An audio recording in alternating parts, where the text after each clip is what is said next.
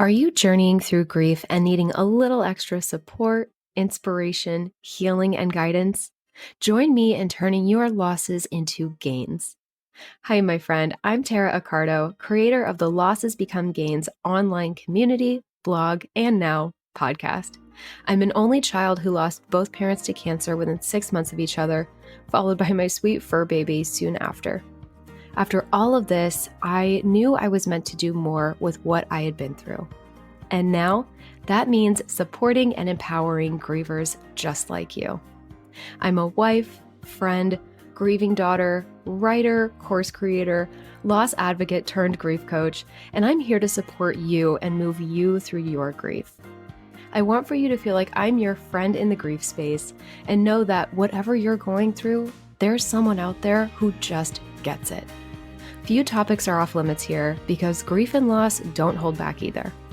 We'll get into the nitty-gritty of what all of this means for you, some coping tools, lifestyle topics, and impactful mindset shifts to take you from just surviving to thriving after loss. So grab a cup of your favorite beverage, get comfortable, and show up with an open heart and mind. I'm so glad you're here. Have you heard about my brand new Losses Become Gains daily journal? I am so proud to announce you can now get your hands on it exclusively on Amazon. But trust me, you don't have to be someone who's grieving or someone who has gone through a loss to use and enjoy this journal. For over a year, I knew I wanted to create a beautiful daily practice in the form of a journal that wouldn't take you a super long time to complete, but will add so much value and perspective to your day, no matter what season of life that you're in. The prompts are specifically designed for people going through loss by someone who has also gone through loss, but it's just general enough for anyone to use and asks the important questions that, at least for grievers, I know for a fact that they need to have in front of them each and every day. It's a daily prompt with a separate page for writing more thoughts if more comes up for you. There are 6 months worth of prompts in this journal, so you can really see your growth and progress right before your eyes.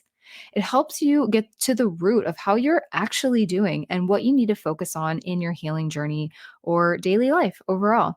And it comes in 3 ocean inspired colors. Like the ocean, I want this journal to empower you to let it flow, allow yourself to really dig deep and go beyond the surface of your grief or whatever hardships are coming your way, and really feel the healing, growth, and evolution that I know you are so capable of. And all in just a matter of minutes per day, that will become a welcome part of your routine. I have no doubt. Type in Losses Become Gains on Amazon and be sure to scroll down to find all 3 colors or click the link in the show notes for details. Pick up your copy of the journal today or as a gift for someone who could use it. Welcome back to the Losses Become Gains podcast. I am your host, Tara Accardo. I hope you're having a beautiful day so far. So today's topic is one of those that I think is often not talked about enough. And I really wanted to do this one earlier on in this podcast because when I polled my audience, I do this every once in a while, like on Instagram, and I ask you guys, like, what do you want to hear about? And this is a subject that came up multiple times in multiple different contexts. And this was a topic I wanted to cover anyway. It's definitely been on my radar because it is one I've definitely experienced. So I think it's really worth digging into. And how to not be resentful of someone who hasn't seen loss. That's like honestly a really great question, right? Like, where do we even start? So, your gain today will be to get a better understanding of why we might feel resentful, ways we might feel resentful, and ways to shift your mindset away from this resentment a little bit to begin coping with it and ultimately releasing it because no one wants to live with resentment, right? And this is one of those things that I feel like is sort of a taboo topic in a way because it can be hard to admit. We might not want to necessarily admit that we carry this resentment. Like, that's not something we might be proud of, right? And I certainly experienced this in my earlier days of grief. I still have my moments sometimes. And many grievers experience this. So this needs to be said. This needs to be talked about, right? So because this is a very normal and natural thing to feel, let me just start by saying that I know it might feel a little slimy sometimes, or that we don't love feeling this way. And we talked a little bit about this in episode 7 as well. This idea that unfortunately, life happens. And while we can and do have control over some things, there are so many circumstances of life that we simply do not.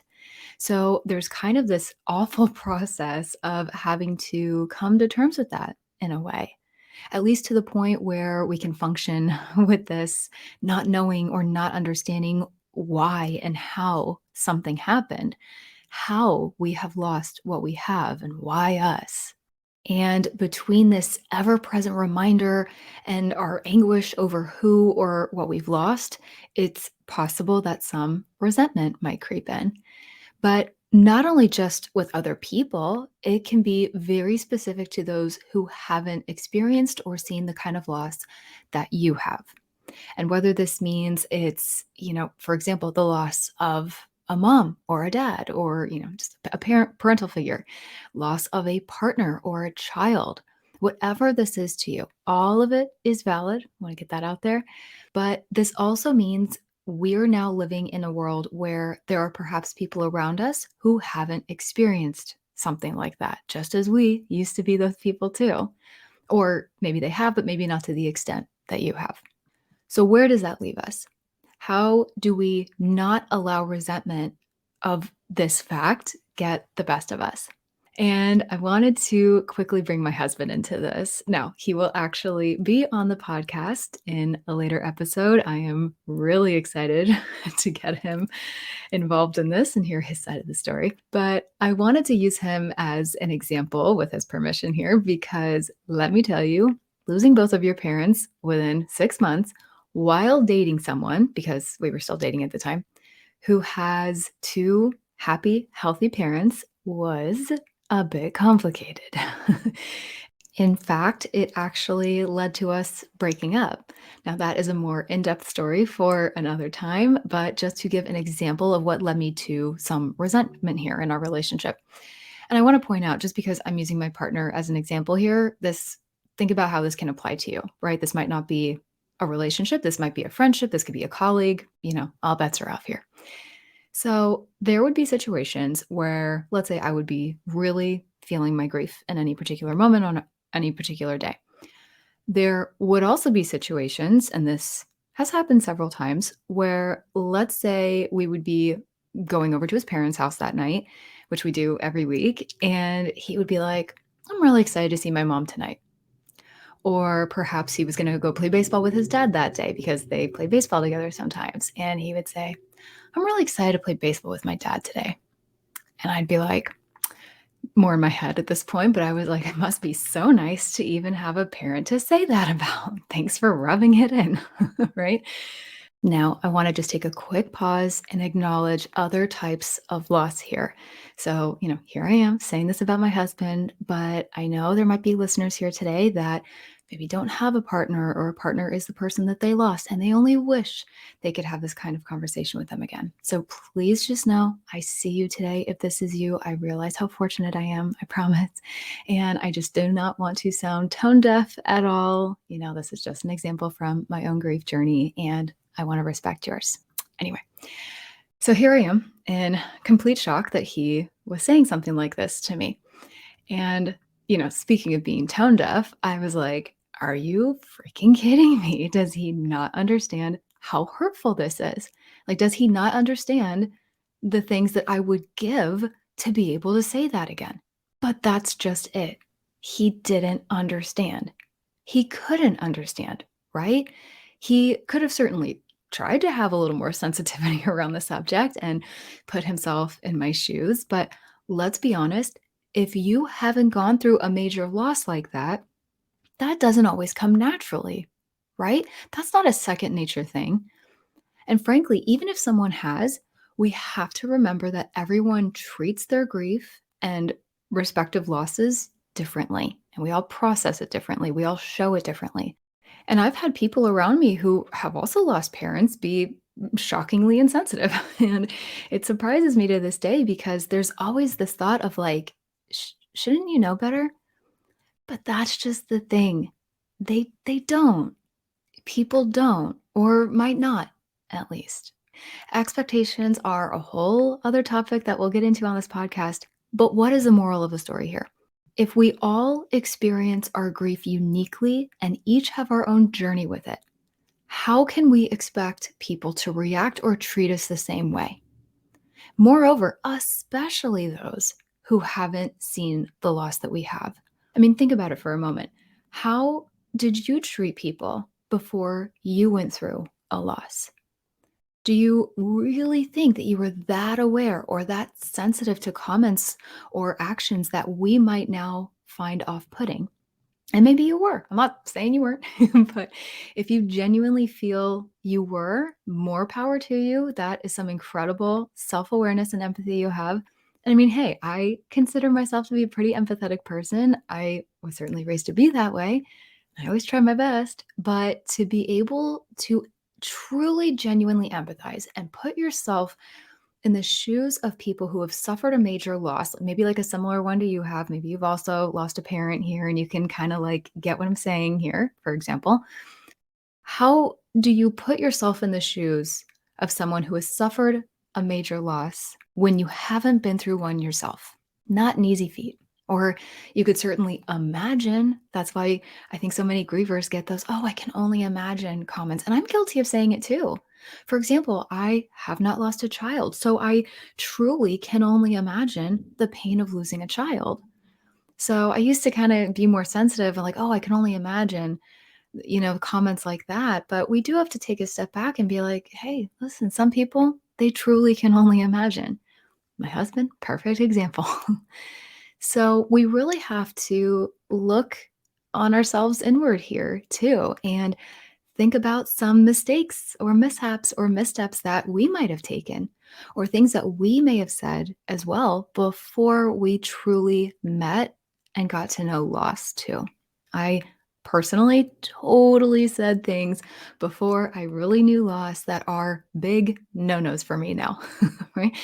Perhaps phrases that start with at least, for example. So, when you're trying to get someone to maybe see the bright side, so to speak, or be like, oh, it's okay, it's not that bad, right? So, for example, at least you were there with them when they died. At least you got to say goodbye. At least you got a lot of time with them. You had 20 whatever years. That's pretty good. Your dog was 19. I mean, you're lucky she even lived that long. Am I? Right? I have thoughts and feelings about all of these phrases, but you get my point. The list goes on. So again, we have to pause and reflect. And to play devil's advocate, is it fair for us to expect people to understand or treat us with as much empathy as we might expect? Because remember, we have to consider a few things here, especially when people are disappointing us a little bit. Number one, what have they experienced themselves? Number two, how were they raised to experience and cope with grief? And three, how were you raised? How were they raised? By who? What expectations did they have and why? And what were the expectations of the people who raised them, right? I mean, we could kind of go on and on here, but just to name a few, it's worth taking a step back and asking these questions and thinking about this. So, to just quickly bring it back to the example of my husband for a moment, remember I kind of left off by saying I was in complete shock and he was saying that he was excited to see his parents. Wondering, meanwhile, how he didn't understand how hurtful this was to me. Because I hadn't deep dived and asked myself these important questions yet, the ones I just mentioned, to really gauge his level of understanding, instead, I called him out multiple times, in fact. I was like, babe, I love you, but I have to be honest with you. These comments, they're really hurtful. And here's why. And really my rationale at the time was just like, listen, I appreciate that you were excited to see your parents, but like you got to understand how hurtful those comments are to me, like what I wouldn't give to see my parents again. Like that's kind of rubbing it in my face. So that's kind of what I said. And you know what? That really hurt me at the time. And that's how I reacted. And that is how I felt was appropriate at the time.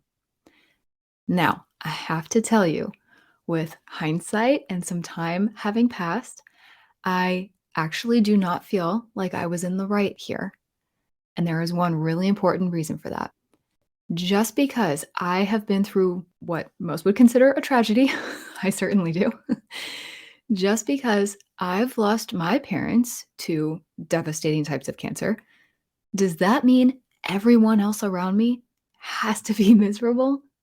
Does that mean my husband can't enjoy being with his parents, seeing them and hugging them and spending time with them? No, of course not. I mean, my God, he's so lucky.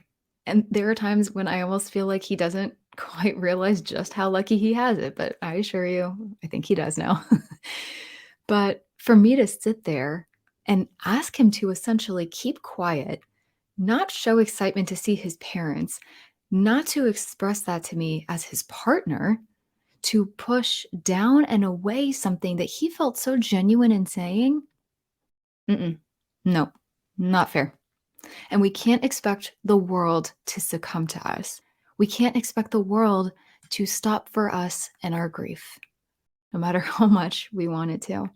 And I am not implying that this is what you're doing, but if we're talking about feeling resentful here, there's maybe some legitimacy around this because we're kind of showing some bitterness around something someone else still has.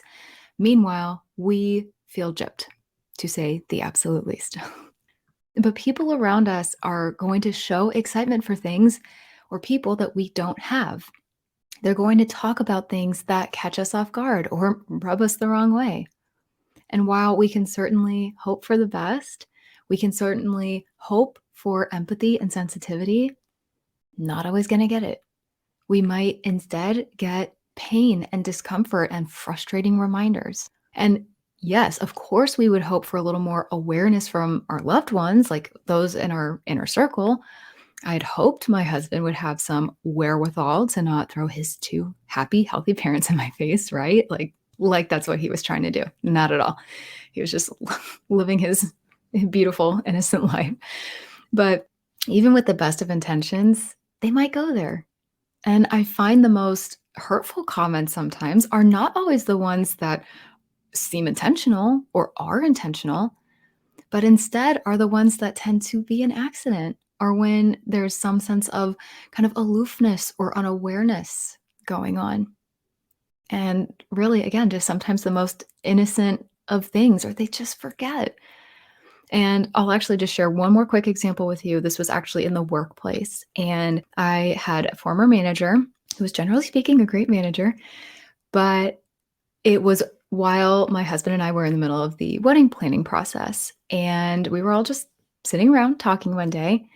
And they had asked something about John's family. They were like, "Oh, is John's family in the wedding or whatever? And are they like walking down the aisle or something like that?" And I was like, "Yeah, they're there." Um, and I should mention this manager was very aware that my parents were dead. Like it had been brought up at least a couple times, so they knew. Mind you, they were a little bit older than me, but they still had two very happy, healthy parents, right? Hadn't lost anyone yet, at least not in the parent category. And all of a sudden they were like, "Oh, are your parents going to be walking you down the aisle?" And I was like, "No, I cannot even express to you." It still gets me to this day. I still almost like find myself a little bit tongue tied over it. I was like, "No, they're not. My parents died, so they won't be there." I almost did not even know what to say. And there was other people around too, a few other coworkers, and I think they were also in a little bit of a state of shock because they knew mom and dad weren't here. And Truthfully, I do not know what was going through their mind. I have to imagine it was just a little bit of a slip up. And I mean, listen, what do you do in that situation? Especially in the work setting, sometimes you just have to take those situations and handle them with as much grace as you possibly can. So that's what I did in the moment. And listen, I did the best I could. I just said, no, no, my parents won't be there. They died. So they won't be in attendance, whatever I said. I think I blacked it out at this point, but and I could tell they were cringing. I could tell that they knew they forgot, that they had known that I had mentioned this before, and I actually can't even tell you how they reacted really, but I do remember just that kinda, "Oh, shit" moment. And we're just like, "Oh, that's right. Yeah." And that was kinda the end of it, and we moved on. But, things like that, they happen, and they can trigger you, and they can catch you really off guard. Sometimes we have to have a really good poker face. I know I do not have a good poker face, so I had to in that moment, and they're freaking hard. But why does this happen? Like, how could something like this possibly happen, right? So, the reason I tell this story to address this aloofness, I guess it's the best way I can call it, to address this unawareness from people we perhaps had hoped more from. I had sort of hoped my manager would remember some major life event that I had told them about multiple times, is this tends to happen because of one very important reason. They don't know what they don't know, just as you don't know what you don't know. If we haven't experienced something, it is that much harder for us or others to put ourselves in the shoes of other people who have, right? Like you didn't know this level of loss before you went through it, whatever your loss is to you. And people have varying levels of empathy out there. We all have varying levels of experiences, open mindedness, and the ability to put ourselves in the shoes of others successfully. This does not come naturally for a surprising amount of people. If you or is someone who can do that, that is beautiful. More power to you.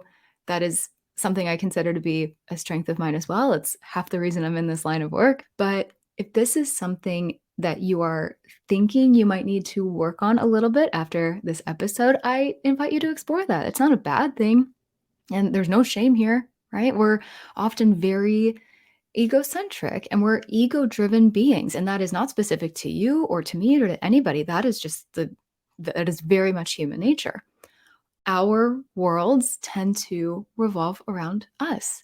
And yes, there might be a partner or kids or loved ones, that we focus on in there too. But generally speaking, many are constantly inward. So it's really important that we take a moment to be present and consider other people and bring ourselves out of our ego a little bit. We're often thinking about how something can or will affect us. What do various circumstances mean for us? How do these things affect our lives? So, with feelings of resentment, what do we do here? Let me reiterate again. It's understandable to feel resentful towards people who haven't experienced loss because it can be difficult to relate to someone who hasn't gone through the same experiences as you. But that goes both ways. Because here's the thing, everyone has their own struggles and challenges, even if they're not the same as ours. To avoid becoming resentful, there are a few things that we can do, or at the very least, keep in mind. One is that it's helpful to focus on cultivating empathy and understanding towards others. I've mentioned this before, I will continue mentioning it, but just as we hope that others will do this for us, we have to take several steps back and do this for others too. Yes, even the ones that are offending us up the wazoo right now. Keeping in mind that just because someone hasn't experienced loss in the same way as you doesn't mean that they haven't faced their own hardships or difficulties. And this is pretty grim, what I'm about to say too, but just because they haven't faced their own hardships or difficulties yet doesn't mean they won't. If they don't know or understand your pain now, we know that loss doesn't discriminate. We know that it shows up whenever it wants to, and it doesn't have a problem placing itself on our calendar with no way to cancel the meeting. This is the reason that empathy must be shown.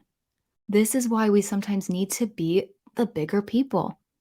This is why we must release and surrender our resentment. We have to ask ourselves, why are we holding on to this resentment so tightly? How is this serving us? It doesn't mean we have to pretend like our pain isn't real. Absolutely not.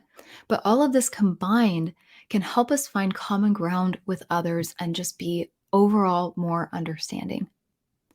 Another thing to ease this resentment or hopefully be rid of it altogether is to communicate your feelings to the person in a respectful and non confrontational way. If you feel this is necessary and it's to the point in any given situation or relationship that you're in, truly give this some thought. Just like I did with my husband, even though I was like not completely in the right there, I'm glad I did it because it opened a lot of really beautiful dialogue between the two of us. And it honestly really taught me a lot too. And I kind of heard it as I was coming out of my mouth. I was like, why am I asking him not to be happy? Just because I got dealt a pretty crappy hand, you know? So I encourage you, though, speak to the people around you if it is appropriate. Let them know that you're struggling and would appreciate their support and understanding. And remember to explain why you're feeling this way with I feel statements because people can't exactly argue with how you're feeling, right? No one can tell you how to feel. And we want to be really cautious not to be accusatory or, again, confrontational. So, for example, avoiding statements like, you always do this or you always do that. And sometimes it comes out because we might be frustrated, but that never goes anywhere good, right? So, again, want to be calm about it and just very gently say, like, hey, I really feel XYZ, or this really hurts me when you say XYZ. And let me tell you, oftentimes people actually don't realize what they're doing and don't realize that they're being hurtful. And especially when it's not an easily relatable loss. So for me, like I was I was damn near expecting my husband to be able to show a level of empathy and understanding of a person who had also lost both parents. Not exactly fair or even doable. But sometimes we can take the opportunity to educate in a way that doesn't come off as though we're talking down to them or like all on our high horse of loss and grief. And many people are willing to listen and learn if they know that their actions are impacting others. And it's not always easy to have these kinds of conversations, but it can be really helpful in building stronger relationships, especially if this is a prominent relationship in your life. Also, finally, remember, seek support from others who have gone through similar experiences, especially if you're like really struggling with this. This is why this podcast exists. This is why Losses Become Gains and this community exists. This is why I'm here, especially in situations where you might be feeling really resentful or just truly not able to wrap your head around why you have lost so much while others have lost little to nothing. Having those around you who genuinely understand that pain and those less than favorable thoughts can be so profoundly helpful. And again, I really invite you to check out my episode on things are happening for me, not to me, if you need a little bit more help on shifting that mindset as well. This is like a great kind of partner episode to this one here.